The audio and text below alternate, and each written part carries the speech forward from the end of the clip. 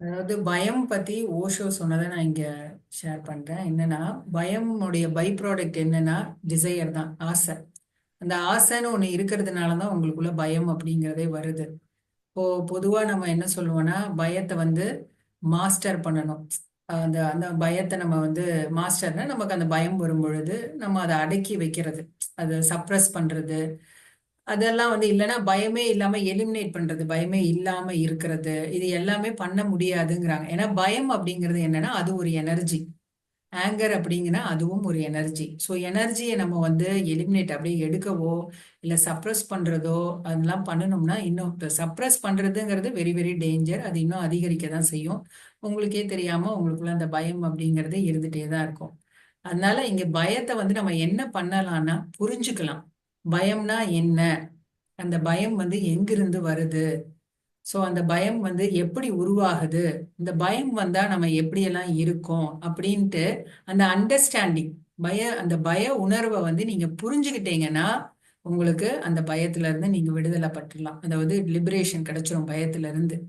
So இப்போ ஓஷோ சொல்றது என்னன்னா, நீங்க பயத்தை வந்து சுத்தமா எலிமினேட் பண்ண முடியாது. எனர்ஜியை வந்து டிரான்ஸ்ஃபார்ம் தான் பண்ணலாம். பயத்தை வந்து நீங்க தைரியம் அப்படின்ற ஒரு எனர்ஜியா மாத்தலாம்.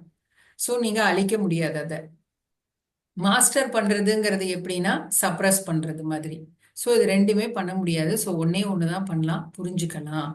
இப்போ வந்து உங்களுக்கு வந்து ஏதோ ஒரு ஆசைப்படுறீங்க நீங்க, ஒரு ஒரு பிசினஸ் மேனா ஆகணும்னு ஆசைப்படுறீங்களா, பிசினஸ் உமனோ இல்லை இந்தந்த பிசினஸ் பண்ணணும்னு ஆசைப்படுறீங்க. ஸோ அந்த ஆசைப்படும் பொழுது உள்ளுக்குள்ள ஒரு பயம்ங்கிறது வருது. ஏன் அப்படி வருது? ஒருவேளை பிசினஸ்ல நான் தோத்து போயிட்டேன்னா என்ன பண்றது, இப்படி ஆயிட்டா என்ன பண்றதுன்ட்டு ஃபியூச்சர்ல நடக்காத ஒண்ண நீங்க நடந்துருமோ அப்படின்ற ஒரு எண்ணங்கள் வர்றதுனால அந்த ஃபியர் வந்து உங்களுக்குள்ள வந்து உருவாகுது.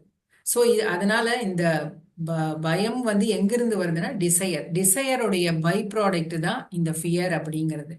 அதே மாதிரி இந்த ஃபியர் வந்து ஆங்கரை கொடுக்கும். அதாவது இந்த பயம் எப்படின்னா, பயத்துடைய நெகட்டிவ் ஃபார்ம் தான் ஆங்கர், ஆங்கருடைய பாசிட்டிவ் ஃபார்ம் தான் ஃபியர்.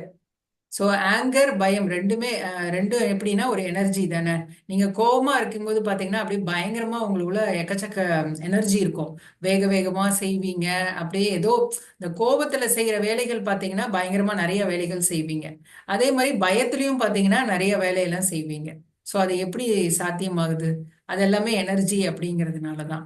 ஸோ இந்த ரெண்டு எனர்ஜியுமே நீங்க பயத்தை வந்து நெகட்டிவா நீங்க ஜட்ஜ் பண்ணிட்டீங்கன்னா அதுக்கப்புறம் அது உங்களை விட்டு போகவே போகாது. ஐயோ பயம்னாவே வந்து ஒரு ஒரு கெட்டது, அது வந்து கஷ்டம் அப்படிங்கிற மாதிரி நீங்க ஜட்ஜ் பண்ணிட்டீங்கன்னா அது உங்களை விட்டு போகாது.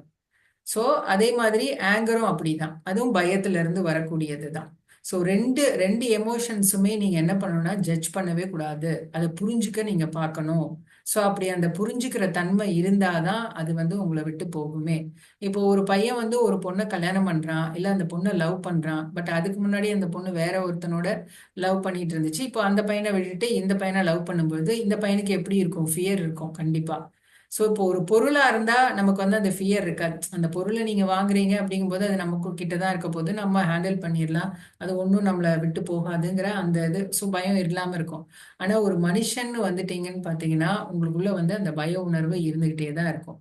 ஸோ இந்த பய உணர்வு வந்து எப்படி எங்கிருந்து வருதுன்னா அதுவும் ஈகோல இருந்து வருது. ஸோ அந்த ஈகோ தான் வந்து ஒரு திரை, அந்த இல்யூஷன் அப்படிங்கிறது. சோ அந்த மாயையிலிருந்து இந்த பயம், அந்த பயம் வந்து எங்க இருந்துன்னா அதுவும் வந்து டிசையர். இது எல்லாமே பாத்தீங்கன்னா ஒண்ணுக்குள்ள இருந்துகிட்டே தான் இருக்கு.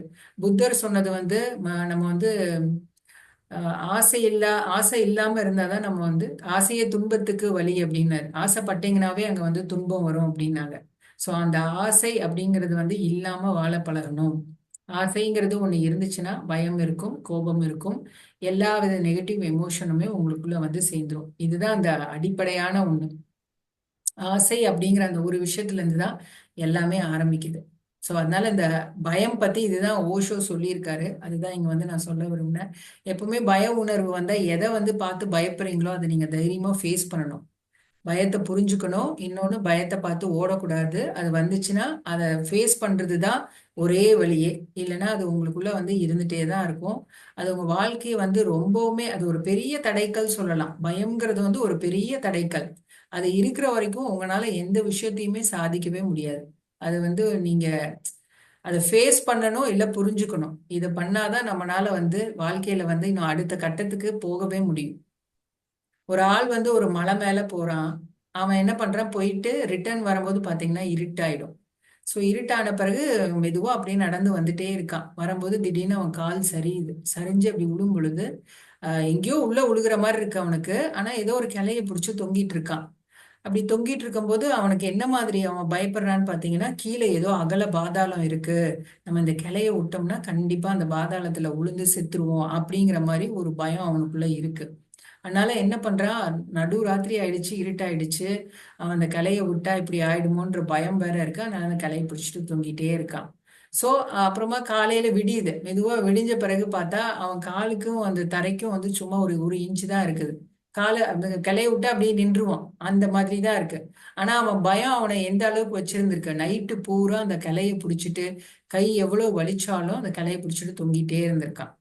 சோ அந்த மாதிரி தான் நம்ம பயம் எப்படி நம்மள பண்ணும்னா, ஒரு விஷயத்த செய்ய விடாம தடுத்துரும்.